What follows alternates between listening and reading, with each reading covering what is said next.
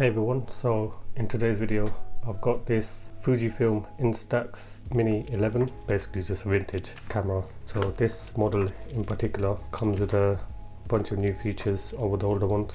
So you got the one-touch selfie mode and has automatic exposure, so I think that's a flash that the camera has, you can see, and this is in ice white color. So if we just get this open,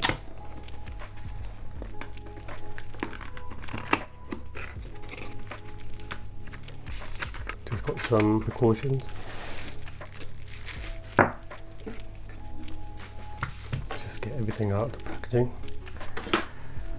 Right, so we've got some stickers here, I believe. We also have instructions on how to use the camera itself in various languages. Shows you how to insert the instant films into the case. And then we have got two AA batteries, nice little lanyard. So nice material. And then we have the camera itself, and that looks good. I believe that's where the film will come out of from. The flash here, the selfie mirror, I guess.